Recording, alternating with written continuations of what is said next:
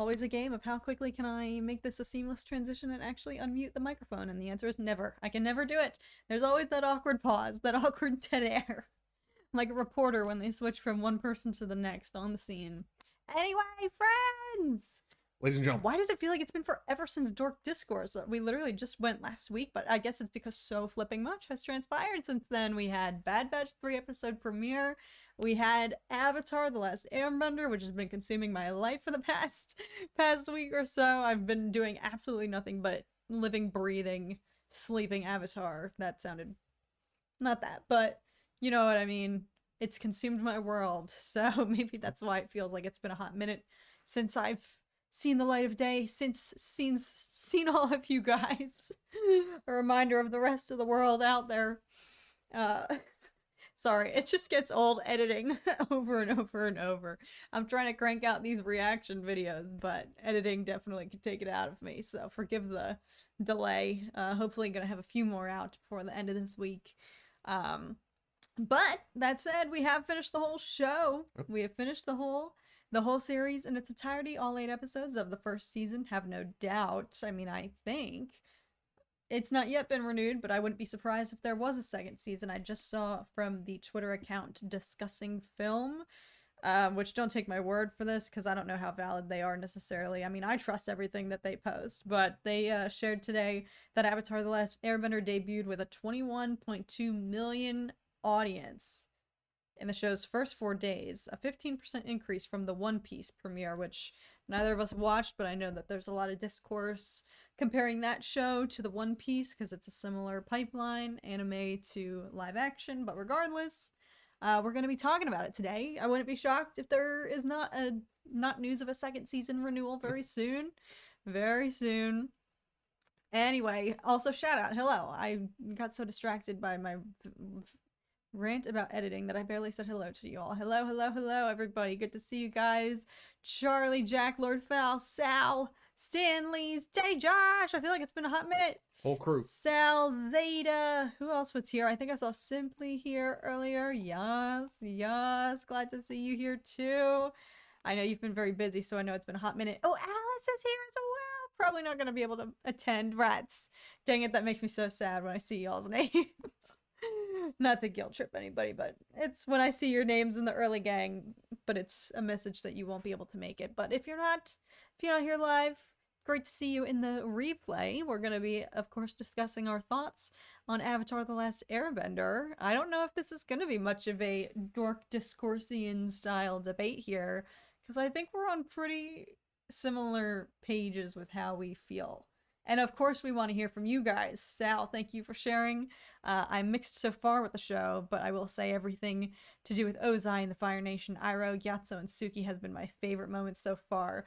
Very much agree with you, and this is why we want to hear from everybody, because I do believe that this show has been a little bit polarizing. I see people either really liking it, really despising it, comparing it to the 2010 M. Night Shyamalan film, which that is saying something. So before we get into it, Sean, member for 4 months on the master level. Let's go.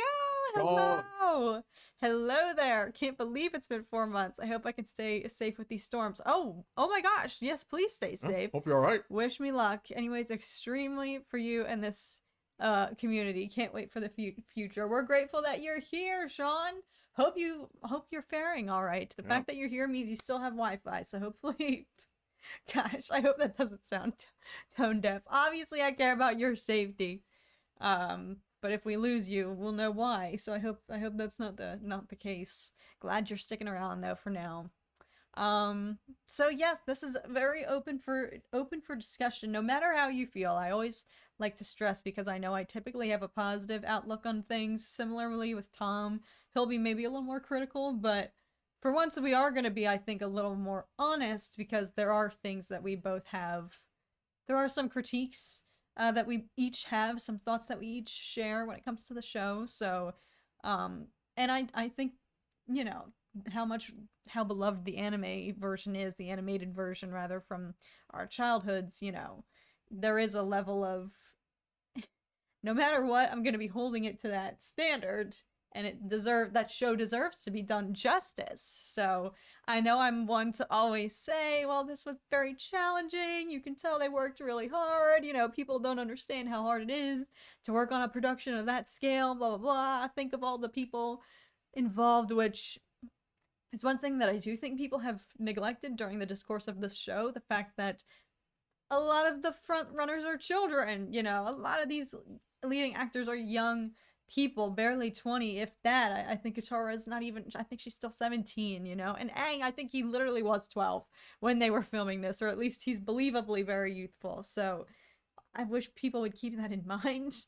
I've seen, you know, the discourse surrounding, you know, some people's valid critiques of the show, but I think people are forgetting the fact that there's kids involved here, and they have access to social media and can go on and see that and internalize those things. So no matter what, I will proceed with that in mind. I'm not gonna unleash.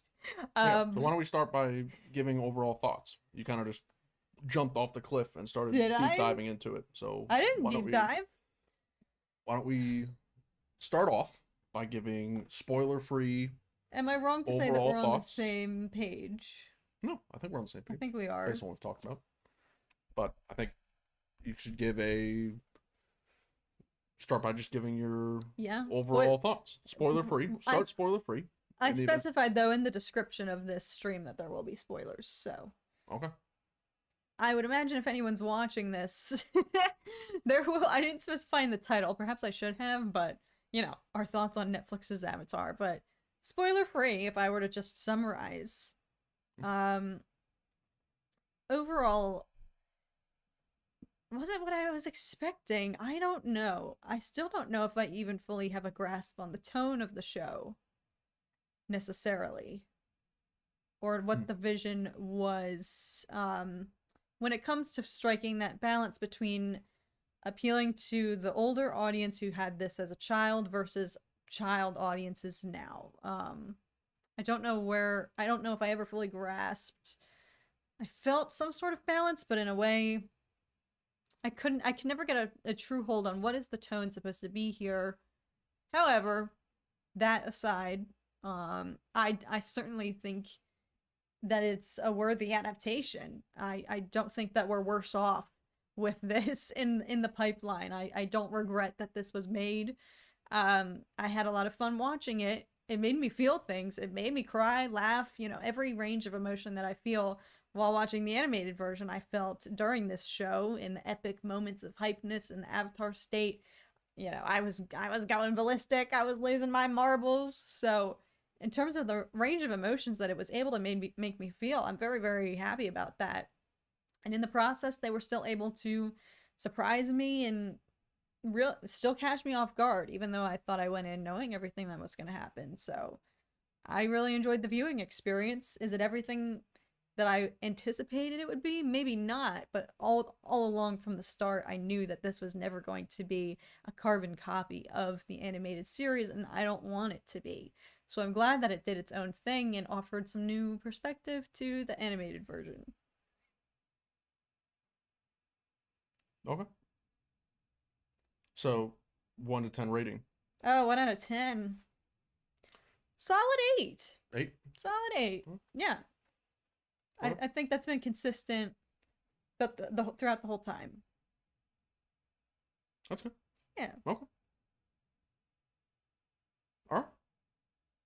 Your turn. Okay, sure. Before we get into my thoughts, we're going to take a quick sponsorship break for our weekly sponsor here. For those who are Avatar fans and looking to add to your decor in your homes or apartments or condos or townhomes or wherever, here's some nice Banished Prince artwork created by hers truly, owner of Catherine LaSalle LLC. Shout out to those of you who've already acquired your prints. Yes, Charlie, Sean, Sal, Bird Church, if they're around. Several of you have already bought them, which means the world to me. So thank you, and thank you for sharing. I've really enjoyed seeing your guys. Whenever people share where they put their print, or where they display it in there once it's reached its final destination, I just love seeing it in its new home. It always gets me every time. So thank you guys. Very yes. Yeah. So this is for those looking to grab one, catherinelassalle.com/store/banish-prints. So the link is at the beginning of each of my past few Avatar reactions. Yes. Anyway, sponsorship shout out over. I think I have very specific thoughts of how I feel. I think the first 2 episodes were nearly flawless. Yeah. Then 3 through 6,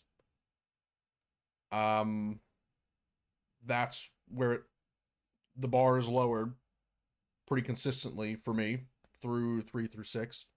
And then it jumps back up about halfway to the level of the first 2 episodes were. Maybe 7 halfway up, 8 3/4 of the way back up to the bar that was set for the first 2 episodes. So that's pretty much where I'm at. I think the reason why it drops is also a very specific reason, and that I think they're clearly what they went for is let's take the highlights of certain arcs from the animated series and make sure they're all in there, but since they did it in a way where the arcs kind of overlap with each other, it almost became a little congested. Well, not even just the congested, but I think it just took away from how powerful each of those original arcs on their own were. So for example, we can talk about episode 3 since 3 is out and your reaction's out for 3. So for episode 3, we have Omashu and Bumi. Then we have the Mechanist and his wheelchair-bound son, which is important. I'm not just calling him out because he's in a wheelchair. And then Jet. Right? Mm-hmm. We get all 3 of those in the animated show. They're all independent arcs, and each one of those have nothing to do. They're all independent. They all happen at their own time, and like we'll start with the Mechanist and the kid. I mean, in the animated show, they're in, I forget exactly which air temple, but one of the air temples. They've made it their home. They have these gliders, and so the gang, Team Avatar, goes and meets them, and then there's this whole plot of him being an arms dealer for the Fire Nation, and then this whole Fire Nation invasion, and they have to fend it off using the custom gliders and everything that they've created, and it's a really powerful arc on their own. In the live action show, yes, he's still arms dealer for the Fire Nation. Yes, Sokka helps him engineer stuff. Yes, his kid inspires him to betray the Fire Nation and be better. So like the end results of the animated show still happen in the live action, which is why overall I still really enjoyed it and it's still really good. However, in comparison, which everybody will say don't compare, enjoy it for its own, but in this case, the arc as it played out in the animated series actually has more weight. It's more fleshed out. And you, like for me, it's more powerful on its own rather than the abbreviated version can mesh together with individual versions. Same with Jet, although we've talked previously, Jet is like my least favorite character in Avatar. Yes, just because top favorite character. You have a good memory, Charlie. Yeah. Jet in the animated series, I mean, he betrays him, he's a prick, he's morally twisted and corrupted and all this stuff. And obviously when you're young, you see that he's charming up Katara and she's falling for it, and Sokka and Aang are like disgusted by it. You're like, you sympathize with Sokka and Aang and blame Jet for swaying Katara's heart. But even that arc, I think where they like put that whole village in jeopardy, not just, the Mechanist and everybody at the top of Omashu when they go to kill the, lay that trap for the Mechanist. So it's the same thing with the Mechanist, with Jet, where the themes are the same. Like he's so, bent on destroying the Fire Nation that he's willing to sacrifice innocent lives. We still get that. We still get the swaying of Katara and being Katara's, dreamy love interest. We still get that. We still get Pipsqueak and the Duke and Pipsqueak and all of them. Like we still get the same things, just in a different way. But I think in the animated series on its own, it actually is more like you get that sense of oh my god, Jet's about to like willing to destroy this entire village, all the innocent people in the village, not just the Fire Nation. Versus this, it's smaller scale and well, I did think in a way it makes it more personal. Not that losing an entire village of innocent civilians, that definitely they had the numbers there. Not that that isn't horrific and high stakes, but in this regard, by making it directly impact another character, their paths crossing, it does, I think, make it a little bit more get that personal anger, especially because the Mechanist's son is just the cutest thing. He's so effing adorable. So, who's that? The wheelchair bound kid you mentioned. Yeah. What's his name? I forget his name. But yeah, I mean, he was like, the same thing there. Like, he was great. Like, there's not, like, I thought the performances were good. I thought the outcomes of the stories were basically the same. But since they told it with others, and the secret tunnel, the band, we got the band in there, and Sokka and Katara. Well, that's episode 4 technically. Yeah. But like they took all the highlight moments and kind of interwove them so we could still get it. But I think it was at the cost of like letting each one breathe. Yes. Yeah. That's fair. Yes. And this is why, I'm especially curious to hear from people who didn't watch the animated version.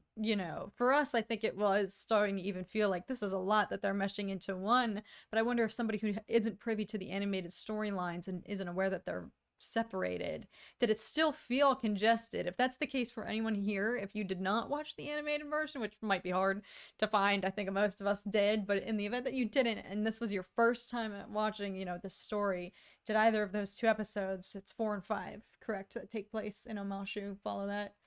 Did either of those 2 episodes feel like this is a lot going on? I'm genuinely curious. But somebody said there's been a lot. Thank you guys for the interaction in the chat. You're not being negative. If you didn't like the show, please, like, we are here sharing our honest critiques, and we each have them. So I know I always say I preach positivity here. And not that I'm not feeling positive about the show, but I am going to share, I am going to take the filter off for once maybe and share my true thoughts. Because I do have some things that I, would have wanted to see happen. Before almost done.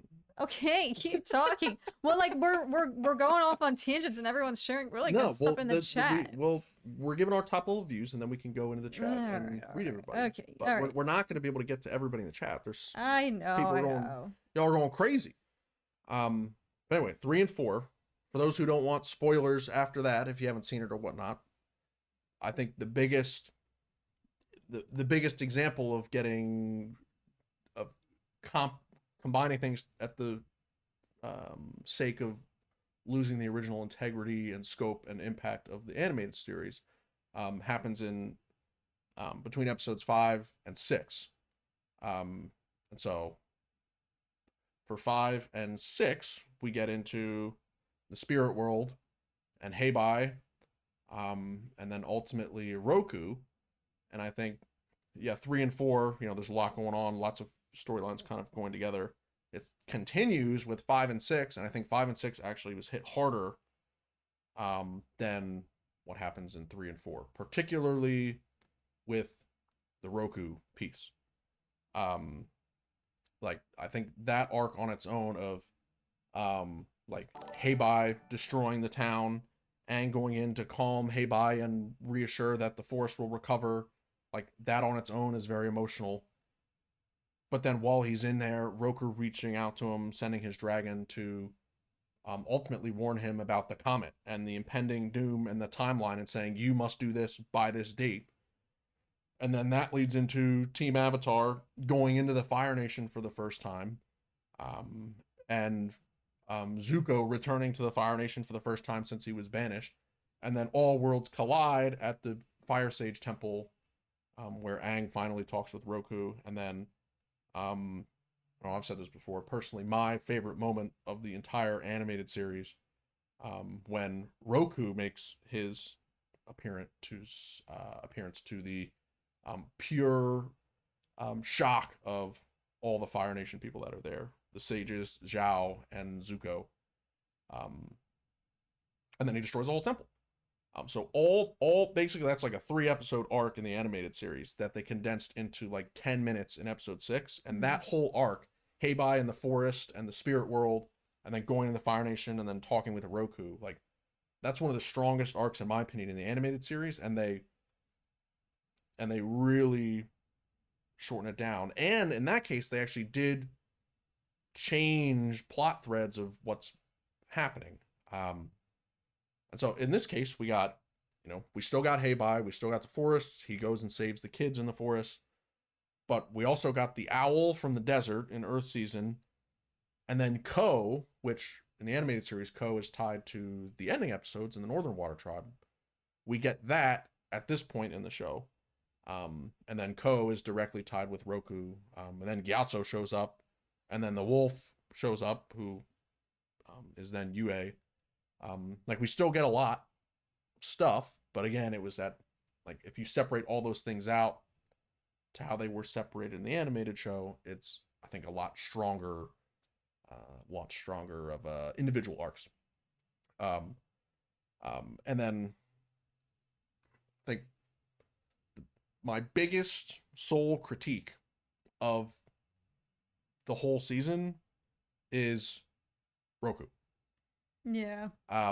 We rewatched the animated version of the episode, and he goes in, says the same introductory line, but then I was comparing it to Poe Dameron and Hux in the beginning of The Last Jedi, where it's like super serious tone, and then Poe Dameron makes a Yo Mama joke, and then Hux gets ragdolled around the ship by Snoke, and like Hux is totally clowned on, and when in previous adaptation, Force Awakens, Hux is actually formidable, serious. I mean, he gives like one of the greatest speeches in Star Wars history in The Force Awakens. Yeah. Today is the end No. Please don't, please.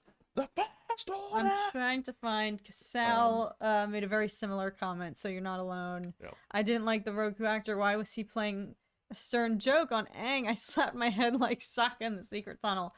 Roku is my second favorite character behind Iroh, so I was peeved about that. Yeah, it is I was beginning to fear, we got that epicness with Kyoshi in episode 2 where she takes over Aang's body and then they go absolutely ham, and it was incredible. Do not get me freaking wrong, and I wouldn't trade that for the world. It was wonderful, and I do think it's a strong choice to start out with that in the second episode.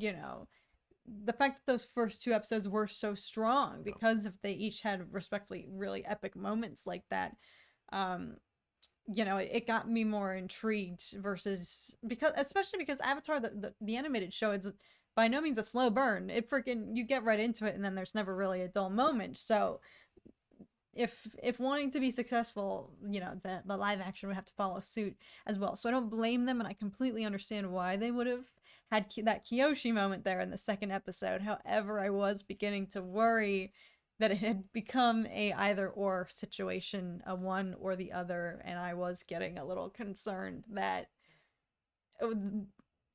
if they had incorporated Roku's, entrance and him overtaking Aang's, helping Aang in that situation, would it become too gratuitous if Aang's going and every avatar is going absolutely ham, because especially in the animated series, when Aang does go into the avatar state, it's done very sparingly, to the point where it makes it, that it's something used for, it's rare, you'd have to use it in the most dire life or death situations. And so there's just a handful of these just epic moments, the most intense, incredible moments in the Avatar state or with the other avatars involved throughout the show. And it maintains that kind of mystique and just this allure and just how epic and intense it can be, that untapped power that Aang, he has, if needed, if in the most dire situations, for example, which is why somebody asked me my thoughts a while back on like Legend of Korra, for example. I'm on the second season and I was beginning to feel like she was tapping in to the Avatar state almost a little too much, to the point that it was beginning to feel gratuitous and lose its luster in ways, because it is meant to be reserved for those life or death situations. So I can understand why the live action, would it have been too much to have both Kyoshi and this epic Roku moment, a few episodes later. I don't know. I can't answer that, but I'm in a complete agreement. That was like my biggest disappointment during the show. Granted, the rest of that episode 6, really made up for it in my book, and the additions that they added to Zuko's backstory and yes, Ozai, true. Yeah, the rest of that episode was incredibly strong. So you guys will see in my reaction. I usually try not to express disappointment, but for the first time during that episode, I was really gutted. Or rather, for the first time in a reaction, I kind of I dropped my poker face and I expressed that I was really looking forward to that, but I'm grateful that the rest of that episode was really, really strong. Yeah. And it's not just the fact that, for me at least, it's not just the fact that, like, one, Roku was trolling Aang, which that hurt, but then it's not that he just, like, he didn't actually take over Aang like we see in the animated series, but it's the whole context for how that moment happened is totally different than how it was in the animated series. And when Aang just walks out and then everybody's on the floor, and then it's the lizard thing that takes them all out, so it's just like completely different context. And in the new context, there's no reason for Roku to make an appearance in the new there's no threat or anything. He just really needs to just get that souvenir at the end of the day. Yeah, so they totally changed the context where Roku didn't really need to show up. So yeah, it's a bummer that Roku didn't show up in the flesh. I think it's more of a bummer that the whole context of that moment changed, because having like Zhao, Zuko, the Fire Sages all in the Fire Nation together with the Avatar, and then Roku shows up in a basically no escape type moment. The stakes of that were like unmatched. And to be fair, in episode 2, which, can we agree that episode 2 is the best episode of the show? You think episode 2 is the best episode of the show? I think episode 2 is the best episode of the show. I haven't decided which I think, but I think that's the best moment in the show. Kyoshi moment is the best moment, I think, in both of our opinions. Yes. In the entire show. I mean, I've seen it, I don't know, 20 times already. Yeah, just on rewatching it, and I have not watched it yet where I haven't gotten goosebumps. It's incredible throughout the entire. That's why I said I wouldn't trade that for the world. It's like, yes. Yeah, I want to know what we would have seen if they had chosen Roku, because clearly now, spoilers, they did have to choose one or the other, I guess. Yeah, I don't know. Could be a VFX decision as well, because Roku destroying the entire temple, it's a fat VFX budget. And then why Aang didn't go into the Avatar state in episode 1 when he was falling and he didn't go in the water. Well, they also didn't want him to waterbend, so if he went to the Avatar state, fell in the water, and did his tornado thing that he did in the animated series, then he'd be waterbending, and he'd be in the Avatar state, and the VFX to get that to work and look good would be a lot. And clearly, I mean, they went all out in the final episode with the ocean spirit. I mean, they went all out, which I'm fine with, because it looked awesome. Yeah, it was incredible. But for the Kyoshi episode, like, yes, she's an absolute animal, and her lines and delivery, I mean, everything about it is perfect. And we still get Zhao and Zuko seeing, like, in pure disbelief that this Avatar that they've only heard stories about, and she's merciless, as even she says. I mean, they're completely fear-stricken. But and you take that context, it's Zhao's troops and Zuko on Kyoshi Island versus in the Fire Nation at a sacred temple, with the Fire Sages, and Zuko and Katara are literally trapped, and they have Aang in a corner.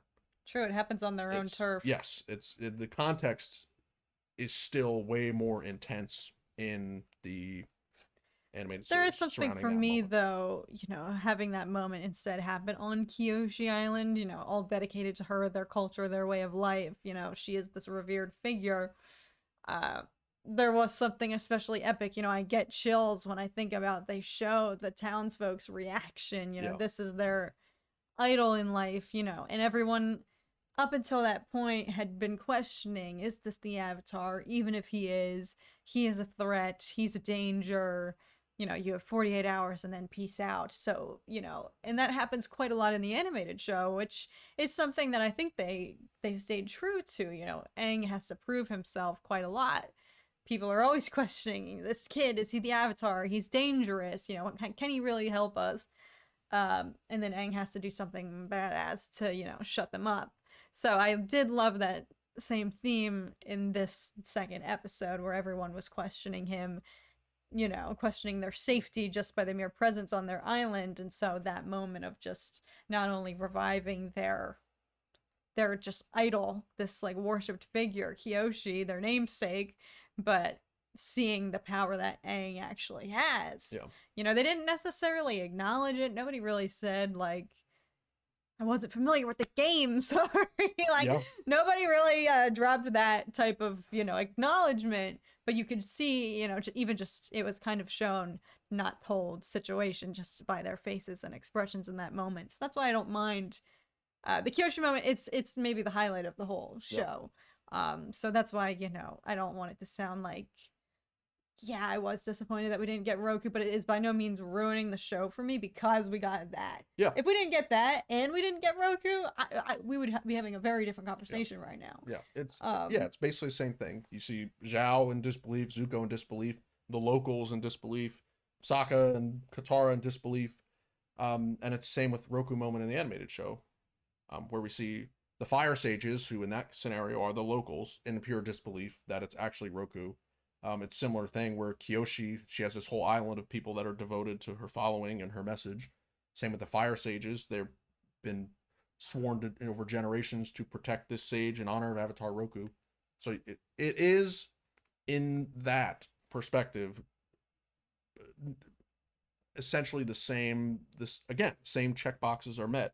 Same with the Mechanist and his son, and Jet, and Boomy, and Secret Tunnel, Cave of Two Lovers, and Heibai, and Ko, and Roku.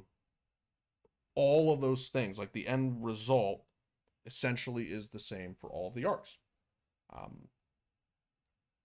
So that's why from 3 through 6, you get all these stories. But then at the same time, like you were starting to hint at, and I think other people are starting to hint at, is everything going on with Zuko, and Iroh, and Azula, and Ozai. All of that stuff is a lot of new things that we haven't gotten before, diving into their backstory and what they were doing in this time, where in book 1 of the animated series, like, yeah, we see a lot of Zuko and Iroh, but Ozai and Azula, we don't see anything. So seeing that dynamic of Ozai, like, using his children as pawns, and Azula's sent out on the real world, like all that stuff that we don't see in the animated show is like, they're awesome additions to the lore. And they contribute new perspectives to each of those respective characters. You know, I saw a lot of people voicing complaints that Azula was nerfed a bit and that she wasn't necessarily as menacing and diabolical as she is in the animation, but rather they humanized her almost by showing this frustration and this desire to please her father and her vulnerability, which I don't mind, and if anything, it makes her a more fearful character, that she is capable of humanity. You know that deep down. And something that I tend to forget during, you know, whenever I rewatch the animation is all of these characters are still children or teenagers in the case of Zuko and Azula, and they will go to extreme lengths. You know, life-altering, highest stakes, life or death, that's what this is for them. So it can be more terrifying to show a humanized rendition of a character. Granted, I think everyone, sure, maybe the complaints are valid because we still have yet to see Azula unleashed upon the world. Yeah, you know, that's a key point. She's not in the game just yet. And when we see her, it's in the context of Zuko. She's not scared of Zuko. Oh no. She thinks she totally has the upper edge on Zuko. So everything we've seen so far is her dealing with the Fire Lord, and that's like her frustration in front of her friends, in front of the Fire Lord. Like, that's the context we're seeing her now, versus in the animated show, we only see her dealing with Zuko. Yeah. For the most part. And she does not fear him. No, she has no. So all the menacing things, she's either hunting Aang and the Avatar and these children who she thinks she's already better than and more powerful than, or she's hunting Zuko and Iroh, which she also thinks she has the upper hand against, versus all the context we've seen her training and dealing with Ozai. Stanley's, yes, the making of the monster, right? It's not like they changed Azula. This is the fire that sparks who she becomes, like, down the line. That's such a good point. Like, this is the it's not like they've changed her and altered her character. This is just never before seen pre the Azula that we know, which makes it more terrifying to see. Even, seeing characters that are so formidable have slight moments of humanity and tap into their own vulnerability and emotions makes them more terrifying. My biggest concern, or curiosity rather, with Ozai, is it a smart decision that's probably the biggest difference from the animated series. The overarching villain has a face, and had a role to play. They an awesome role at that. Yeah, shout out to Daniel Day Kim, because he best casting in the whole show. Yeah, he was phenomenal, I think. But Suki was also up there. She might be great. Too. They're competing for 1 and 2 in my eyes. But yeah, they were both really, really great. But a question that I had going into the show is this going to prove that, they can still create such a menacing adversary, with Ozai? Versus one thing that I think the animated series does, and really employed way more than this live action adaptation, is withholding things, and in doing so creating more fear in your own imagination, especially when you're a kid and they don't necessarily show you Ozai ever until, when is it, season 2? Like, this does it even show up in season 2? Yes. Shows up at the end. Yes. So, like, but just knowing he's there looming, and still he's this anonymous, they're still able to conjure up so much fear. Similarly with the attack on the air temple, you're not privy to that in the animated series, and you just have to imagine how bad it could have been. So a lot of the terror and fear factor when you're watching the animation just comes from your own mind, your own perception. And so I really was curious if that was still going to be maintained when, showing these characters who are withheld for dramatic purposes in the animated version. But I think even with Ozai, at first I was a little concerned, because when they show his Agni Kai with Zuko, and he has that moment of, you can see for the first time he's actually a father, and he's not just the Fire Lord grooming his heirs. Like, you could see the fatherly, paternal wave cross over him briefly. Don't get me wrong, albeit brief. But it showed the slightest bit of compassion that, was still perhaps lingering. And the fact that he's able to switch that off immediately and then burn his son right in the eye. It can be more horrific to see that these characters like Ozai and Azula, a similar thread they did with each of them, is showed a little bit of their humanity, a little bit of their struggle, internal conflict, a little bit of them teetering on the line of, is this actually a morally sane person, or no, they're just completely diabolical? It showed that teeter, which can be more terrifying to know that these incredible villains are capable of such humanity, but that they choose to pursue another route. So yeah, we've yet to see Azula unleashed on the world, just as you said, like, in her full, she's got nothing to fear, and she has gained now her father's trust. She knows she's number one. She knows she's the top dog. Yeah, and visually they showed that transition. She's been pretty much the whole time she was using traditional orange yellow fire. We get the flash of blue flame for a second when she starts to get totally frustrated. And then at the very end, we see her whip out the big guns with the lightning bending, which is then the end of her being cooped up in the Fire Nation capital, and Ozai releases her onto the world. With the stuff they showed between Ozai and Zuko, the flashbacks, I mean, they made Ozai even more savage than they did in the animated show. One, he burns him twice in the Agni Kai. Yeah, it was over. And then he doesn't banish him right then. He banishes him after the fact, when he goes to his bedroom and says, actually, this isn't enough. Get the hell out of here. You're out. Go find the Avatar. Yeah, good luck with that. Go find the Avatar. And you know what? Yeah, take that battalion of troops that we were going to sacrifice. Take them too, so you can save them, and you can have fun with the scrubs of the Fire Nation. Like, they took Ozai and made him even more just just brutal. Something about seeing his thought process before each of those events, those moments, the points of no return before he dealt the final blow and, you know, permanently scarred Zuko in the Agni Kai, especially knowing that he had already won, he'd already burned him. That was completely unnecessary, like that wasn't even the winning strike. So to learn that it was not even fully necessary, but then to see his thought process leading up to it, and again, testament to Daniel Day Kim, because he conveyed quite a lot with just his own emotions and feeling. You could see him feeling. You could see the cogs in his brain working as he decided to do that. Then to see the similar cogs going again a few moments later as he thinks on the spot to go find the Avatar, and that'll prove that you love me. You know, that's the subtext. If you love me and you want my love, go do the absolute impossible, which is why it is so, you know, you do empathize for both Zuko and Azula, because they're just children, but they lack any sort of, you know, he's not a father to them. Yeah. He's the worst dad in the world. Yeah. So it was really interesting. It did give new perspective to actually see his thought process in those moments, because it just adds to how diabolical. You get to see a glimpse of just the evil at work, how it comes to be, and so, you know, I think with Ozai, I'm gonna go on a limb and say I don't think incorporating him deterred or negated any of the fear surrounding him that is prevalent in when you watch the animated version. Even though he remains anonymous, you still know that he's this big, horrific foe, and it's, yes, maybe perhaps more terrifying as you wait to learn what awaits. You know, that's why I was like, I am curious about the decision to show his Agni Kai with Zuko, because kind of one of the main times that we see Ozai in action in the animated version is when he faces off with Aang. You know, fighting, we only see him actually fight in any way 2 times.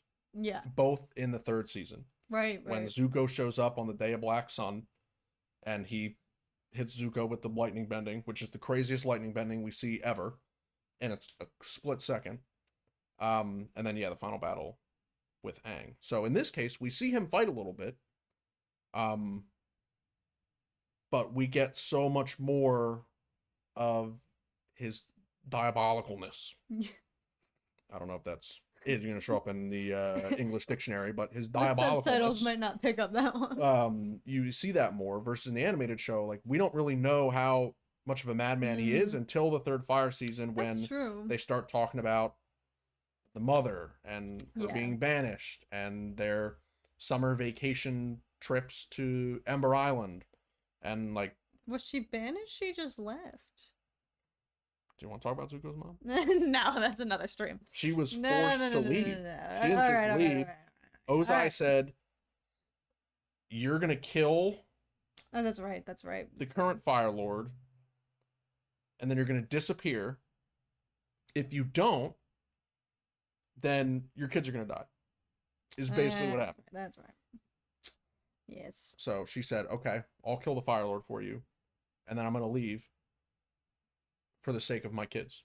Right. That's different. Madman. Banish. Absolute madman. Yes. Madman.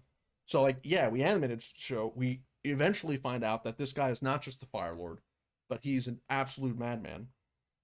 But now in season 1 of the live action show, we start to see more of that earlier on, so that they can just continue the build up. And let me tell you, I cannot wait for season 3 of this show, when we actually see Ozai go full tilt. If they went that hard for the season 1 finale with the ocean spirit and the VFX and all the, like, they went above and beyond what the animated show did. I mean, we watched the animated version last night. It's 3 minutes versus 13. Yeah, it's like very quick amount of time that Aang is actually merged with the ocean spirit and they go and destroy the thing. But the live action show, it's like a quarter of the whole episode. It's actually a lot. So it's way more fleshed out. And so, I mean, well, they heightened. I think they definitely were not afraid to heighten and dial up quite a lot of things, which I still have not made up my mind. This is where, it gets into, I couldn't really grasp what the tone was.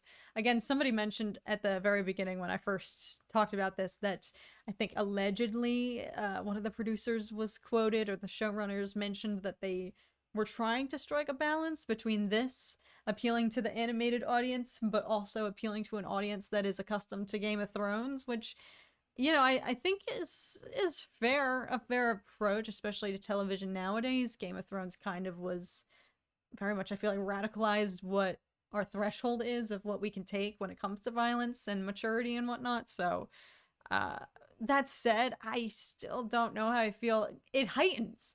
There are many things that this series heightens, but to the point that it's almost like, is that what? Necessary? It's the complete opposite extreme, Sozin and Ozai lighting prisoners, lighting people literally on fire, the combusting annihilation them. Of the airbenders and seeing all that play out versus the animated is the complete opposite. Give it to them. I'll give it to them though.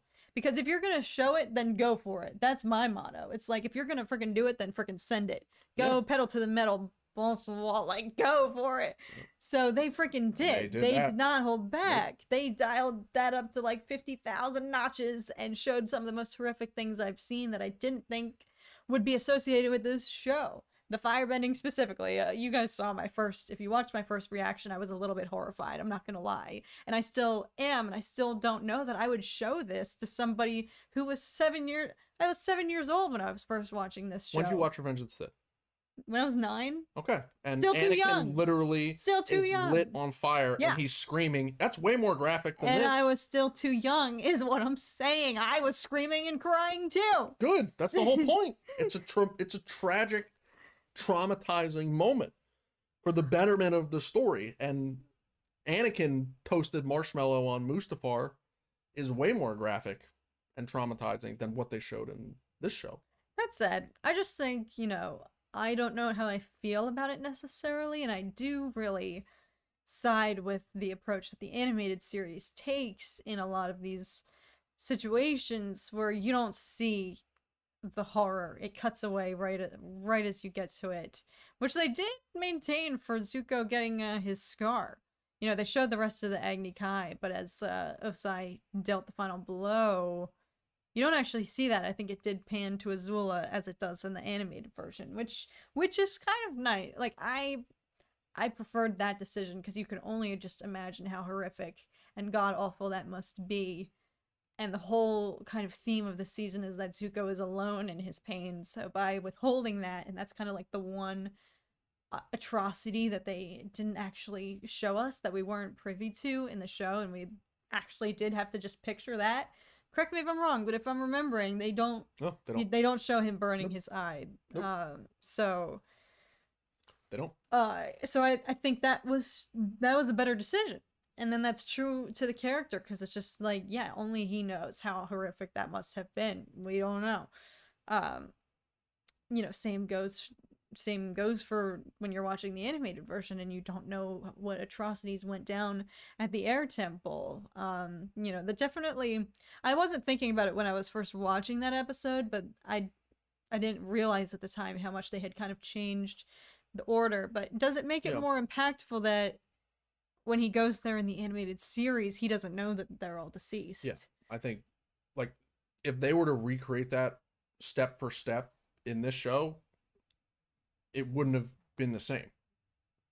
Like, you would not, they wouldn't have been able to architect it perfectly with the way that they did the animated series, which I think they acknowledge, and through their creative choices that we see they made, I think they acknowledge that there's a lot of this stuff that we would never be able to top because the animated series does it literally to perfection. This is one example where instead of recreating that story exactly how it played out, they said, okay, let's give people familiar with the show stuff that they haven't seen before and wrap it around these moments that happen in the show. So they still go to the Air Temple. He still sees Gyatso dead. He still goes to the Avatar State. But by showing us all that stuff that happened, it gives us totally new information and context for that same moment. And so the two shows can exist at the exact same time. Like, you have Aang, who's discovering what happened and all that stuff and we don't actually see it play it out. It's more focused on Aang's emotion. But for those who have seen the animated show, we now look at this and say, okay, here's literally more backstory and context for actually how these events played out. And yeah, I mean the bending and the effects and the intensity of it all, the true like life or death stakes of, I think it's very evident that this event is literally the genocide of the air nomads of the world.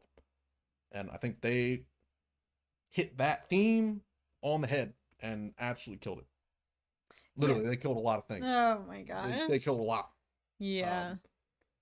Versus if they had just kept to the script and did exactly what the animation did, then they're not going to top it. And I think they acknowledge. Yeah, and admittedly, it also contributes to the weight of, in the animated show, until you get some of the flashbacks, you don't know what was really lost. That's very much a weight on Aang, and only he has to relate to everybody, like what the airbenders were like, what his way of life was, because for him it was just yesterday. So it's so fresh for him, but that creates an isolating just environment for him, because nobody else, including the audience, is privy to what life was like for him, how epic the airbenders actually were. So by showing all of that in this first episode, in the premiere, in a way, for us as the audience, it really kind of introduced us to something that we never really had in the animated series, which was the gravity of what was actually lost, because we could see now how rich and thriving the life there was, during the attack, during the invasion on the temple, and the airbenders are giving it their all. We never see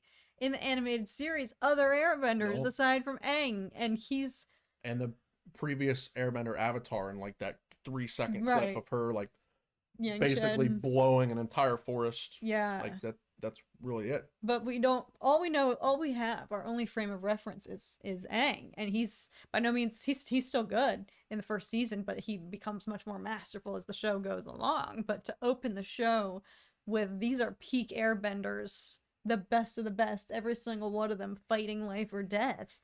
This is the last stand. I couldn't help but sit there and root for them, even though I knew what was going to happen. But it did give us something that we lack in the animation, which was you recognize, like, shiz, all of that was lost.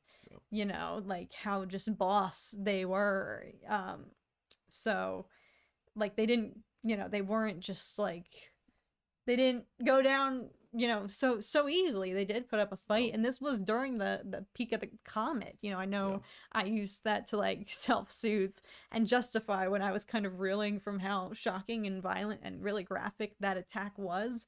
But I think it was also just dialed up because it was during the comet. That was them operating at peak performance mode. So to show that even during that, some of these airbenders were still putting up a really good fight, and I was rooting for them at moments, and I was like, yes, get it, like, even though I know they're gonna die. Yeah, and that they're totally dead, because Sozin doesn't even break a sweat. Yeah. It says leaves no survivors, flies up there, is just walking, and every single shot you see of Sozin actually in the attack, and then when he's fighting Gyatso, he just walks in and just, and Gyatso's like, oh, and Sozin just, I did see like torturing him. Like, he could have ended him so much easier. He could have easily overpowered him, but he's just sitting there blasting fire, barely breaking a sweat. And so, like, I think they didn't show Sozin going all out, because when the comet comes back and Ozai has to go all out, that's when you're going to see the full, unfiltered, peak firebending power that comes from the comet. Versus Sozin in the scene that we got, he was just he's going for a stroll through the Southern Air Temple. I'll burn you to a crisp, burn you to a crisp, burn you to a crisp. I'll light your tornado on fire. Yeah. Like, he was just so casual about it. I know that fire tornado Charlie. That was where I really started to be like, all right, this might be too much for me. I really started to like almost put my foot down and have to look away, because but that, again, like, credit to them, because if they had shown that whole sequence and it was the slightest bit lackluster, the slightest bit disappointing or anticlimactic or not shocking at all, then it's like, don't show it. Why would you show it? don't botch it. If you're not gonna do it right, then don't even bother. So I will credit them, as much as it almost rubbed me the wrong way, and I was beginning to get a little bit scared, especially after that earthbender who'd sacrificed himself for the fake plans, was lit on fire, spontaneous combustion right there. You know, I in the beginning, in the first 2 minutes, I was beginning to really fear that maybe the rumors were true, and that this was turning into Game of Thrones. But I think it is for the betterment of the show, and by virtue of live action, it heightened it for these circumstances, for the story they were telling, which I think, you know, is, like you said, now we have it pairs. The things that they've added do not detract. I don't think anything that they did in 1 and 2, episodes 1 and 2, okay, and 7 and 8. 3 through 6 is where they add a bunch of Fire Nation stuff, which I think unanimously, I haven't really seen anyone complain about the Fire Nation other than Azula, and May and Ty Lee. So nothing outside of that, like, that's mainly casting and Azula character choices a little bit, but like all the Zuko, Iroh, Ozai stuff, like I don't think I've really seen any critiques for that. But the other stuff in 3 through 6, where they are taking more liberties with the storyline and plot points and blending things together, then it's not just like adding, and it meshes really well with the original animation. They are actually starting to change how things directly play out. But do you think that, I don't know if I even have an answer for this. I don't know if I even think that anything, I don't know if anything that they did in this show, if I can look at it, I'd have to rewatch the animated version, but I don't think anything that I saw, my immediate thought was that was so much better in the animated show, like by light years, you know? Like, did anything negate? I don't think anything that they did or changed takes away from the animated series to the point where, like, this is freaking ruined now. Like, I don't feel that way about anything, I don't think. The one moment that I feel that way is for Roku. Well, yeah, well, and that just didn't even happen. The whole context of that episode, like we talked about earlier, like them bringing Heibai back to being a good spirit, saving the forest, saving the people, and then going into the Fire Nation for the first time for the winter solstice to find out about the comet, which is literally the end goal of the entire show. And then, the great moment of Roku actually showing up in live action. But it's also Zuko's return to the Fire Nation for the first time, and Zhao lets him through the blockade, and then they follow him, and then it's all these events meeting at the temple. But instead it's just a quick flash, and there's no mention of the comet. Roku doesn't show up. Zuko doesn't go back to the Fire Nation. Zhao isn't there. Zuko and Sokka and Katara are not there. It's just Aang going to get this artifact, Roku giving him some words of encouragement, no mention of the comet or the end goal, and then Aang just gets captured. So, like, that moment for me was a seriously takes away. It doesn't ruin the animated moment. It's not ruining the animation. Well, they didn't even attempt to do it, so they couldn't. Exactly. Yeah, they changed it so much differently from how it was in animation that it's really not the same moment. Twister Chef puts it perfectly. I think the only time that I was let down was when I was anticipating something from the animated show. Otherwise, I liked everything. Yeah, I agree. That was the biggest letdown. No Roku for me. Sky High makes a good point that Aang learned nothing. I don't agree with that entirely. However, he did not even attempt to waterbend until, he becomes the spirit monster. Yep. But he truly neglected that the entirety of this season, and book 1 in the animated show is water. Book 1 water, and he didn't actually bend at all. And, it's a little bit, it was a little bit when he gets to the North, I almost just said the North Pole, when he arrived at the Northern Water Tribe in the live-action version. Technically. It is technically. Yeah. When they arrive, finally, and they're ready, they're there to greet him, and Master Paku's like, you lead the charge. You're the front lines, you're our main offense, and Aang's like, I actually can't do anything just yet, versus at that point in the animated version, he had been training, and I think somebody pointed out he was even more adept at it than even Katara was, and that was a point of contention for the two of them. Yeah, that's a big... They really didn't dive into Katara and Aang's bending relationship, because there's none in the show. Versus, in the animated show, Aang is a natural, and Katara gives him one piece of advice, and then he's waterbending all the stuff that Katara can never do, and she doesn't really learn until she gets to the Northern Water Tribe. Versus in this show, she's already kind of at a competitive level when they get to the Northern Water Tribe, and Aang... She went from like 0 to 100. He's still hesitant to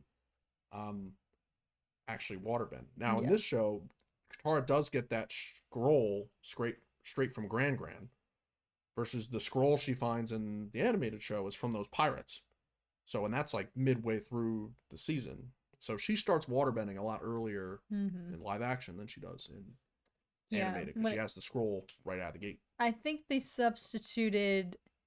Granted, Aang struggles with a lot. I do think they really captured and dialed up and spent quite a lot of time focusing on his internal conflict for Aang in this animated Everyone stay safe. I'm sorry. We're not neglecting you guys. We're just on a roll, but I'm seeing a lot of tornado talk in the chat. I hope this goes without saying, but please be safe. Like, don't stick around if you need to flee. Please go in the basement. Yeah. Go in a closet. Definitely stay away from windows. Don't feel like you have to stay here. Save yourself. Be careful. But, I think one thing that the animated version does focus on is the challenge of having to learn all the elements.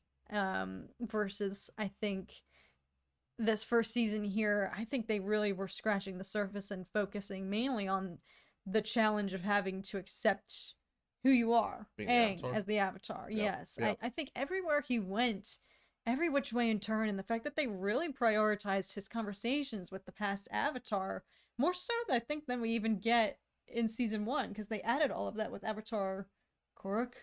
I'm definitely saying his name wrong. The waterbending he doesn't Avatar. show up at all. That was entirely new, which to me suggests they definitely were prioritizing these soul-searching moments of the reality of Aang being truly lost and doesn't even fully know the weight of what he's supposed to even be doing. No. And everywhere he goes, he's getting guilt-tripped and shamed for having abandoned the world unknowingly when that wasn't his intention at all, which is why I did break down in that moment when Gyatso in the spirit world tells him, don't feel bad, you would have died just like the rest of us. I lost it. I died. Just wait for my reaction, y'all. I cried. You just sent goosebumps down my whole body. It was incredible, but I think that's the main focus. For me, that almost started to feel gratuitous. The fact that everywhere Aang went, everyone was shoving down his throat. How could you do this? And shaming him.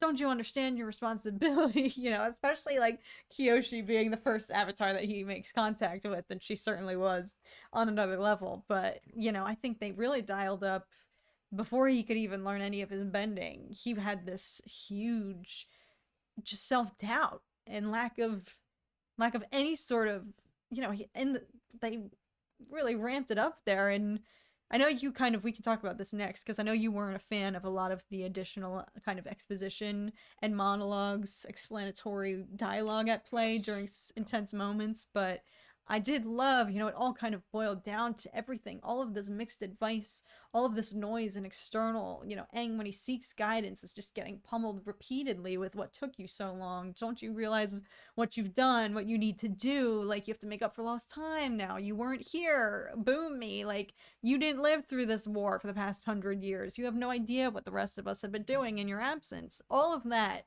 boiling down to him getting in that water to become the spirit.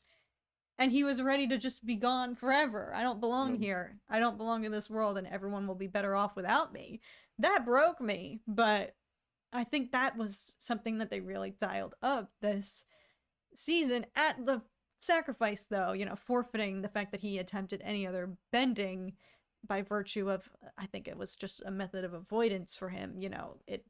He still wasn't even fully. It did make me sad, though, when he got to the Northern Water Tribe and they were like, what else do you got? You're our first line of defense.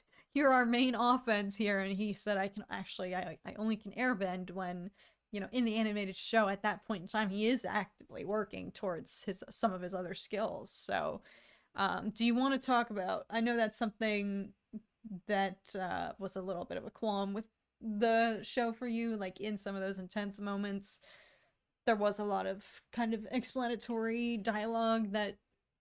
Yeah, I think there's only really one that it pulled me out of it a little bit. Only one moment, which was in the finale, when the ocean spirit shows up. When the ocean spirit, when Aang, after Zhao kills the moon spirit, and Aang goes in the avatar state and joins with the ocean spirit and becomes the Fishzilla or Oceanzilla, whatever. Someone said something Zilla in the chat. It was pretty funny. But yeah, when that moment happens, it shows Aang leaving as a spirit, and then it cuts to Sokka, and he's like, "What just happened?" And then Yue gives like a multiple sentence description of what just happened, and then you see Aang again for a little bit, and then it cuts to Zuko, and he's like, "What is that?" And then Iroh gives a sentence, like multiple sentence description of what's happening. Versus if that moment was entirely just visuals, music, no dialogue, I think it is way more impactful, which in the animated show, that's exactly what it is. It's just music, no dialogue. You see it. You see all the waterbenders bow, and then the ocean spirit and Aang wipe out all the firebenders. Like, there's no explanatory dialogue. There's no anything. It's just pure, just, here's what's happening, audience. Oh, sorry, Sal. Yeah, we're talking spoilers. Sorry. Yes, Sal. Sorry. We said spoilers. I know. But now that we've started talking about the finale, yes, get out of here. Yeah. Save yourself. Enjoy the finale when you do watch it. And yes, Bad Batch Wednesdays are back. Heck yes. We'll see you again very soon. Thanks, Sal, for tuning in, and I hope you enjoy your print. I know it just arrived. Oceanzilla, Koizilla, everyone is saying. Koizilla. But no, one thing about when intense moments like that happen in the animated version and there is no one there to explain and everyone is just left in the state of awe and equally confused, but nobody truly actually knows. It seems like almost everybody knew more about the Avatar than almost Aang did at times in this show. Yeah. And it's those moments in the animated series when everyone is just rendered speechless and doesn't have words to describe what's going on or what Aang is doing or the limits of his power when he taps into the Avatar state. It just kind of conveys that there is still so much of a mystery for everyone to discover, but even for Aang to discover. Like, not even he knows the depths, the limits of what he can access and tap into. It creates a lot of mystique and allure surrounding just the Avatar and just this air of mystery. So at times I was like, how does everybody know this? How does everybody know what's happening? Not even Aang, I don't think, knows what's happening. And that's why, in those moments when Katara would try to reach him, it's like that's the only thing she could even attempt to do, like last ditch effort. Like, nobody knows what they can even do, and that was her just like going out on a limb. Every time he would tap in and go ham and she would try to talk him off the ledge.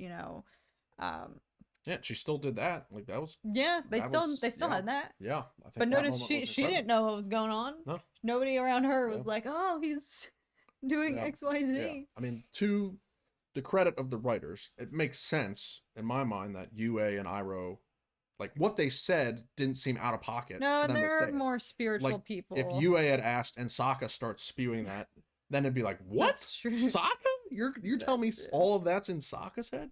No, but like what Yue was saying, like, made sense that she would say it. Same with what Iroh was saying, like, it made sense. And I think their goal was to emphasize that this isn't just the Avatar state. This is literally Aang merging with a spirit. Like, this is a joint effort between Avatar state, and spirit unleashing on humanity because of the fact that humanity just killed another spirit. So like they were trying to emphasize that this is not just Avatar state. This is a spirit about to literally endlessly annihilate humanity. And they're setting it up that Aang is literally gone. Like, which something the animated series doesn't specifically call out is that, oh, this is just another Avatar state and it's only temporary. Like both Yue and Iroh were basically iterating, saying, no, this is permanent. Aang is now permanently the ocean spirit for the rest of time, and it's going to go on and continue to decimate until the end of time, and the earth is permanently ruined forever. Until Yue sacrifices herself, and then the moon spirit is back, and then the ocean spirit releases Aang back into the world because all is good and all is restored.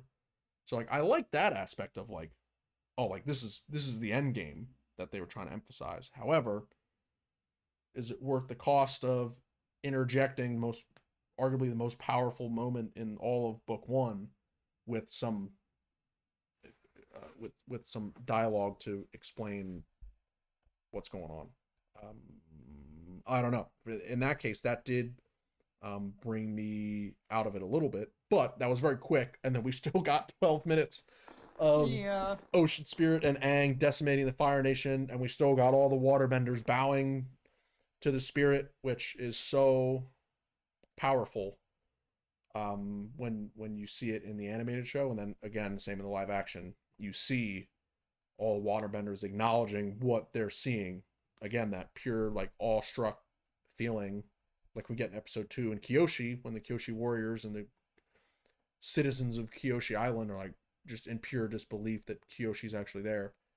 It's the same thing here in the waterbenders and the ocean spirit.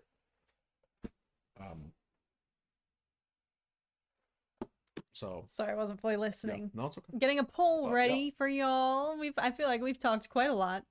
And I think let me know if you guys want me to do, I think I might still film a more polished review video to share my thoughts, since I'm not concise in any way, shape, or form here on the stream. So let me know if you guys would be interested. But as stated, this show has definitely been polarizing, which is interesting. I kind of wasn't expecting. I really thought, because the fan base is so unanimous, that the original, animation will go down just permanently as one of the greatest shows of all time. We're all in agreement about that. As you said last stream, I don't think we've ever met anyone who didn't like the animated series. So it's a little shocking that a fan base that's pretty consecutive, we all have a pretty same headspace when it comes to that and acknowledge that as perfection, yet we're very much displaced on the spectrum of how we feel about this the live action rendition. It's been very polarizing, very diverse opinions I'm seeing about this show, which is definitely interesting. I think it speaks to everybody has high expectations, different expectations, about this animation. I don't blame, I know I've been out here saying that I never wanted the live action to be a carbon copy, an exact replica of the animated series, yet here I am in the same breath saying I'm salty that they didn't include Roku. Certain moments, yes, I would have loved to see play out, but I never wanted it to be the exact same rendition. And as Tom said, what they did add, what they did contribute, I think that's, for me, that's what I wanted the most. It contributed something. It didn't take away from the story. It actually, the things that they toyed with and wanted to reveal a new side, new perspective, a new lens, it had a positive impact for me. It offered a new view, and added something. It contributed something, which is like, yeah, if you're gonna take this beloved story, which is really hard to mess up, and I don't think they did, I'm not saying that in any way, shape, or form, I do not think that they messed up with this live action adaptation. And you guys know the entirety of the promotion leading up to this, I had been a naysayer. I was very skeptic. Not that I doubted it, and not that I wanted it to perform badly, but I am very much of the ilk that you have to prove to me that something is worth being adapted into live action. Why was this a necessity? Prove that to me, and I don't care. Do whatever you want. If you can prove that this was warranted, and no part of me regrets watching this show or wishes this show had never happened, because of the things that they added that flesh out the story and add new layers to what we already know and love, and will continue to be ramped up going forward, hoping the show continues with a second and third season. So I see some of you already sharing your thoughts. Rate Avatar. Our categories are 1 to 4 out of 10, 5 to 7 out of 10, 8 to 10 out of 10, and then 11 out of 10 if you really freaking loved it. So definitely, you may fire one ready. And again, you know, you're not negative if you disliked the show. As Charlie put it perfectly, just don't be an a-hole. For Sky High, it's just a 4 out of 10 for the story / writing and an 8 out of 10 visually. People are used to mid-level art these days. I don't know about that. I do think I've seen a common thread of the writing being, especially because the writing is just so perfect in, you know, the animated version. It was ahead of its time for a Nickelodeon children's show. It was just on a whole other level. But yeah, I mean, for me, I think although spent a chunk of time talking about how they mesh stuff together for ultimately for the purpose of including those key moments, but arguably in the animated show, those moments on their own stand out a lot greater. They're a lot brighter. There's still moments in this show, since they did give us new content, that it absolutely exceeded my expectations and truly enhanced the lore of the world. The Kyoshi moment to me is the best, is the standout moment of the show. I mean, again, seen it a ton of times, goosebumps every single time. That's a standout moment. And then all the stuff with Ozai and Zuko and Azula, like, we get that started in this book, which in the animated series, we don't get that until basically season 3. I mean, we get Azula in season 2, and she's basically the main villain of season 2. But then season 3, we really get the triad, not a dyad, a triad relationship of Ozai, Zuko, and Azula. But we start to see that earlier. We start to see Ozai in his menacing ways and diabolicalness way earlier on. And obviously in episode 1, we see how the war started, both with Sozin and burning that person alive for leaking the information, intentionally leaking the information to the Earth Kingdom, and then the genocide of the air nomads. Like, we see a lot that, like, they really added to the lore, and all that stuff totally exceeded my expectations for sure. And honestly, that's fine with me, because I think we can all acknowledge they're not going to be able to beat, if you were to put this and an animated show in a ring and say who's going to win 1 for 1, Agni Kai, who's going to win, animated show's going to win. Yeah. So if you look at the moments that they added that are not in the animated show and how it builds up the lore and the world, enhances the fan experience, totally exceeded my expectations. Yeah. So that's overall total win for me, for sure. That's very fair. Yeah, at the end of the day, I'm glad that they didn't try to do an exact carbon copy of the animated series. Because no matter what, even if they did word for word, scene for scene, frame for frame, it's still, that would almost cheapen it in a way, It's just like, yeah, take this already pre-existing beloved story and show me what you can contribute to it. Show me how much more you can make me feel. That was one thing I felt almost concerned about going into this show. Am I going to be excited? Am I going to be surprised? Am I going to be hyped when these epic moments happen? Am I going to laugh? Like, the same jokes? Like, am I going to feel anything because I've already experienced this? And that could not have been, they proved it. They totally, for me, I still felt things. I relived emotions, felt new emotions, which is, like, I feel like the best compliment I could give them, like, exactly what I wanted from a project like this, like, make me feel something new that the animated version doesn't make me feel. And this rendition definitely conjured different emotions now, that just only broaden and just add more weight and really heighten and amplify my already existing feelings for the show and the story and these characters. So I think Alice, she's not here, but she was here in the beginning saying that she'd never seen the animation, but she was still extremely moved and emotional during, you know, the attack on the air temple. Like, I think I want to hear more from people who aren't, you know, I feel like we're maybe almost skewed or biased or I think it totally is the case. I think there's a lot of people that I've seen saying like pretty much all the negativity around the show is through comparison. Coming from us.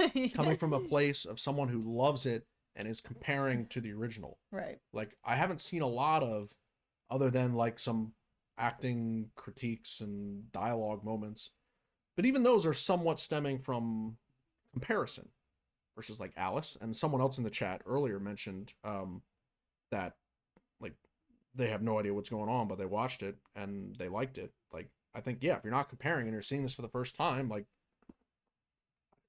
I think the bulk of the reviews would be, yeah, this is great. Yeah, I think that's one thing. That's why I'm curious. You know, that stat that I showed at the beginning that this performed even better than the One Piece adaptation. I'm curious because I'm hearing people compare this to that in regards to fan reception and whatnot. Because I think One Piece did really, really well on Netflix. I have no idea. I'm hesitant to even talk about it because I don't even know what I'm talking about. I've never seen either show, live action or animated. But what I do know is I think the live action version of the show attracted a larger new audience. One Piece fans, fact check me if I'm wrong. But if I'm remembering correctly, when that show was at its peak, when it was trending and popular, it still is popular. I think it was drawing in a large new audience of people who then went and were inspired to go watch the animated version. And you know what? That's something I forgot to mention. I said to you last night, like, I just want to rewatch the first season now. I just want to rewatch the whole show. Because here I am, angsting, you know, even as the finale dropped, and just those moments at the end where they sneak in little snippets of what's still to come, and they plant the seeds. I felt myself there just seething, like, I freaking actually want to see season 2, which is how I wanted to be left from this show. The worst case scenario would have been, I never want them to touch this ever again. And that could not have been, you know, further from the truth. I want to see now all 3 seasons come to fruition. We're doing another poll? Yep. Oh my goodness. 2 poll night, ladies and gentlemen. Ladies and gentlemen. Well, what's this one gonna be? You just teased You always try to... Should we get a second season? Oh, well, I know my answer. And I think it's only a matter of days. I think we're just mere days out from... True, it brings more attention to the series, right? You should watch One Piece. It's really good. One Piece anime is 1,000+ episodes. Sweet Lord! Oh my gosh! Yeah, that's the thing. I wanna watch more anime, but I think every existing one is like 20 seasons long. But yeah, I mean, to add to that, again, I left this wanting to see this get a second season. And wanting to rewatch the first season, you know, of the animation, I just to get back into the story, and now to see that through this different lens that it has given us, with all of this backstory and other knowledge that we weren't previously privy to, that we never witnessed in the animated version. All of these other elements and layers to the characters that they specifically, you know, focused on, like Ozai, Zuko, you know, Iroh, getting some more backstory for people, Azula. You know, to see how that can be injected, how that like influences the viewing experience, going back to rewatch the animation. But I just wanted to go back and rewatch it as well, just out of sheer excitement and love for the story, and not from a place of, I need to purge, I need to cleanse myself, I need to watch the true pure thing, you know? Like, I'm sure some people are feeling that, and if you are, that's totally valid. Because I was comforting myself going into this, knowing that no matter how I feel about this show, it will never replace or negate, or, you know, the animation is always going to be there permanently, no matter what, no matter how many times it gets adapted. And, you know, I'm a firm believer that you can choose to headcanon what you want and leave what you don't. So if you don't like the live action adaptations, you don't have to accept them. You will always have the animated version. So that's kind of like the comfort I was going into this knowing, no matter how I feel, it's not going to change. God forbid. They could have done a version that totally altered my perception of the story, like ruined it all for me entirely, which is, thank gosh, not the case. But no, instead it adds a different lens and makes me excited to go back and rewatch the animated version with all of this new knowledge that we do have, with all of the new layers that we now know and have seen, and everything that you said it so perfectly, that they've just paired, they've kind of fused and just worked it around the story that we know, without altering it or changing the true essence of the characters or the story. Shogun, I know. I want to go and watch that tonight. I was talking with Alex about it. He's been hyping that show up. Sorry, that was such a sidebar, but I saw you guys talking about it in the chat, and I saw on Twitter it already has like 100% on. It's people are saying it's the best thing they've seen since Game of Thrones. So I really want to go. We should watch that tonight. Well, and it has a stacked cast. Sure. Like, I'm seeing glowing reviews about it. So the only problem is now, though, that's on Hulu, which means, does that release once a week? Because Hulu and FX have that partnership. So like, their shows sometimes just release one episode a week, or do they drop all of them? I don't know. Let me know. Because now we're spoiled, because Avatar, we're used to that Disney Plus grind where you gotta wait for your fave show. Which Bad Batch, we didn't really talk about Bad Batch this week. So, we didn't, but overall, I think we're both in agreement that the first 3 episodes were awesome. Yes. Standout episodes. Yes. I kind of wanted to get Avatar out of my system, and then Bad Batch can be the focus for next week. Yeah. So poll results. The first poll rating the series, over 50% give it an 8 or higher. Nice. 25% of that being 11 out of 10. So wow. Almost 2/3 of the, well, actually exactly 2/3, because 41 plus 25 is 66. Execute. I can't do math. 66. So 2/3 of people voting in the poll, which would be 8 votes, think that it's an 8 or above, which I think overall is pretty good. And then for the latest poll, should we get a second, third season? 100%. And it's 100%, 11 votes all say Let's yes. Go. So even the people who didn't think season 1 was as good are still looking forward to seeing what they can do with the second and third season. And I think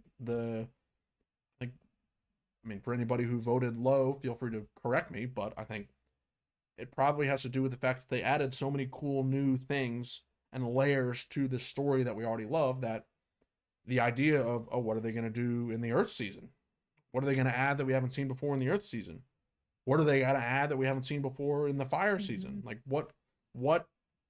how does the new stuff they've added, how's that going to come into play in future seasons? And what cool moments, what goosebump, like chilling, out-of-body experience moments are we going to get in these future seasons? Because arguably, if you rank the seasons of the animated series up against each other, 1, 2, 3, and it goes up, right? But it's really not like a dramatic increase, because the entire show is perfection. Like, you see the memes on wherever, and it's like Avatar: The Last Airbender, and it's the flaming horse, like, all the way through, versus usually it's like flaming horse and then like picture of a real horse and then a little doodle bob sketch drawing of a horse at the end. Versus Avatar, it's like all 3 books, flaming horse perfection. But they ramp up the stakes in the future books, and obviously as Aang learns more elements, learns to master the Avatar state, eventually confronts the Fire Lord, the stakes just get higher and higher. But the like incredible production of the show stays consistent throughout. So what they can add, what new moments they can give us in future seasons, is absolutely worth them creating a new season. And we do know, one thing they're going to be going into, there's obviously, of course, the potential for that. What more can they do with this? but just also the new element, the factor that now this has been released to the world, and from what we've watched and seen and read, everyone involved in this is a fan themselves. All of the showrunners, the entire cast and crew involved, they are avid fans, and clearly I do think even when they diverged and had to make things more concise and mesh things for the sake of moving the timeline, but trying to incorporate as many of the elements as possible from the first book, I do think it's clear and evident that they are fans and trying to stay as faithful as possible. And with that, I think they're going to be taking in a lot of the feedback from this first season here. I think they're going to be listening to people, so there's only just more potential for the show to continue to just grow and improve. Not that I think there's a lot of room for improvement. Like, I think they clearly gave it their all and put quite a lot into this. But I think there's, of course, I think they're still going to be looking at what the fans think, how it was received. I think overall it's being very popular received. It like shot up to #1 on Netflix immediately, and I think is one of their most trending launches. Are you doing another? No. Are you serious? 3 polls. Oh. 3 polls. This is the last one. Yep, and this is the best one.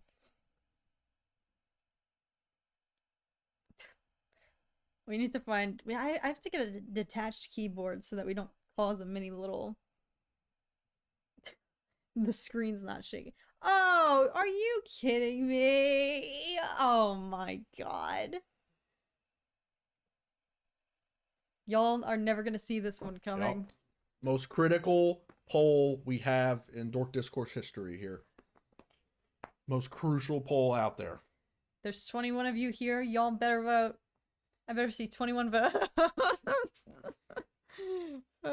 This is getting out of hand. Now there are 3 of them. I know. This might be the first time ever in Dork Discourse history where we've had 3 polls. Another, did you say? Instead of will, I should have said should. Should The Rock be cast as the Boulder in book 2? I mean, literally, they're both different types of rocks. So, I mean, it's in the name. It's a casting written in the stars, in my opinion. He's got the advantage.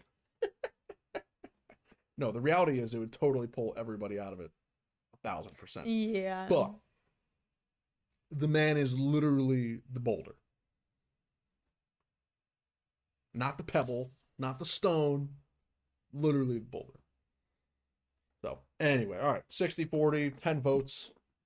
Okay, so people could see it happening. The boulder feels conflicted. Oh my goodness, I should have known.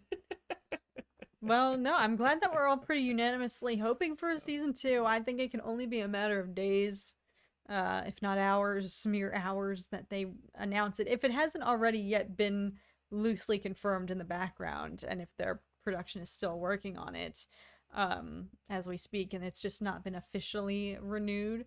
But, with this audience reception, and I think no matter what, I think, they're going to have a stable audience if they do continue to hopefully create the show to fruition and create books 2 and 3. Sorry, there's a helicopter going by. If you can hear that, it's only about to get louder. Apologies. They can't hear it. The mic's not picking it up. Okay, good.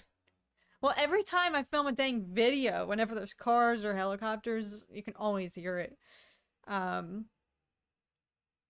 But I think no matter what, the existing fan base and the new fan base that they've accumulated, again, I would be really I'm curious to see how many people are going to just watch this now out of curiosity and word of mouth.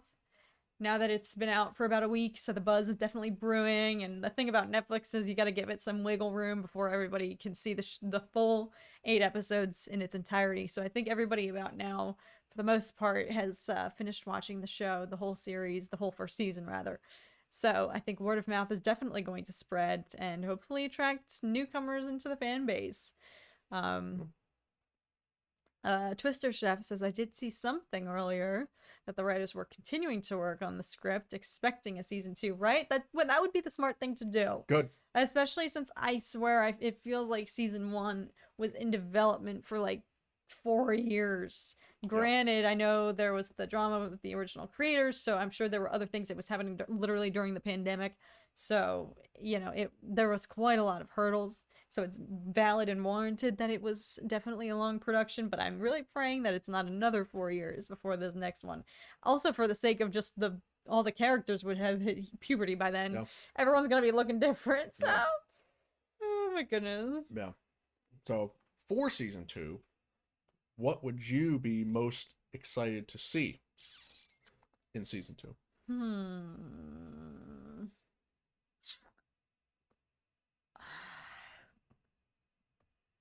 I don't know. There's more that I'm scared to see in season 2. There's a lot, Shiz hits the fan. Shiz gets real. Appa, the questions of if they're gonna keep Appa's lost days. Appa losing Appa. Zuko. That could be a moment where like Aang goes like off the rails Avatar state. Yeah. And like it could be like a Aang hallway scene with a bunch of sandbenders and like literally just loses control and actually like literally kills them. Like that could be a moment where he absolutely snaps and goes off. Like that could be interesting. That's one theory. Yeah, but yeah, Appa's lost days, that would be something. Yeah, I think Toph as well. I agree. I think she completes the dynamic. It feels like something's not like something's missing, but it's complete. Once she comes into the picture. So, it's almost like there's a mini void until she arrives. So I'm excited to see, who they cast for that. That I'm hoping that they nail it. It needs to be good. Needs to be some good casting there. No. Stone Cold Steve Austin. But I'm also excited, I think I really gravitated towards Zuko's performance in this first season just because he is the most dynamic character and he has a lot to play with. So, the actor I think definitely had like the best role to play. I would want to play Zuko because it's such a dynamic role, so many different layers and levels. So I'm excited to see his performance continue, but also it's so hard to watch some of the things he does and the decisions he makes when you know that he's capable of doing the right thing. And so it's hard to watch some of the, the roads he goes down in the second season. Yeah. Knowing that, you just want him to do the right thing, but it's like one step forward, 5 steps back for Zuko. So I'm excited to see how they handle that and how the actor can approach that. He did a really great job in this season. So I'm excited to just see where everyone's performance is. If there isn't cactus juice and a friendly mushroom, I'll be disappointed. Yes. Twister Chef. Yeah. I mean, the fact that we got the owl in season 1 kind of leads me to believe that they might not even go to the desert at all. Or at least not to the library. No. That's like one of the most important freaking arcs. Well, that's where they find out about that's where they find out about the eclipse.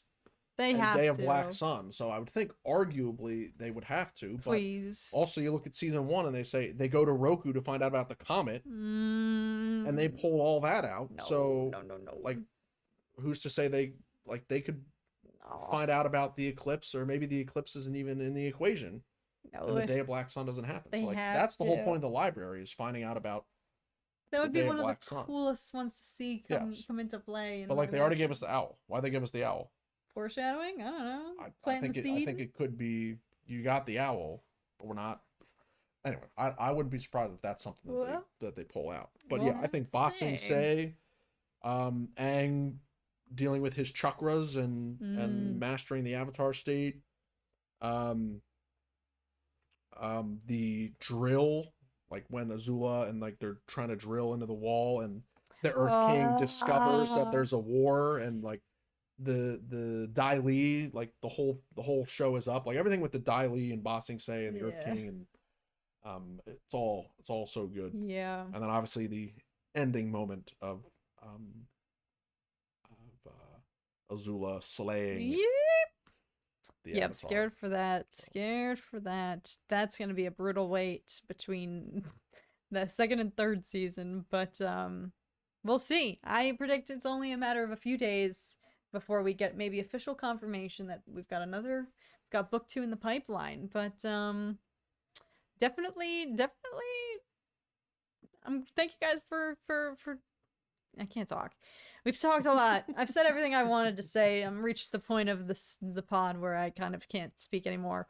But really grateful to hear that you guys, most of you, enjoyed the show. And again, don't feel bad if you didn't. You're not negative. You're still welcome here. I wanted to hear everyone's opinions, especially because I know it's been very polarizing and I've seen quite a lot of discourse and arguments about it online. So I'm actually very shocked that this went so well today. But everyone here is always very respectful and whatnot. So thank you guys for all of your interaction and for sharing all your guys' thoughts and opinions, your honest thoughts, your critiques and whatnot. This is a safe space to share them, and it's of course fun to hear from you guys as always, and fun to rendezvous with everybody. It's also just, I don't know, not having to wait week after week is a luxury that we are not used to here on this channel. So it's nice that we were able to just like watch the show and all rally here to talk more about it. So thank you so much for joining us. For those of you who were here yet hadn't even finished the show, hopefully we didn't spoil anything for you. Go finish it. Go watch it. Thanks for still being here though and treading the line of danger here. Hopefully we didn't let anything slip that ruined anything. But for those of you who have been here the whole time, shout out, early gang, shout out.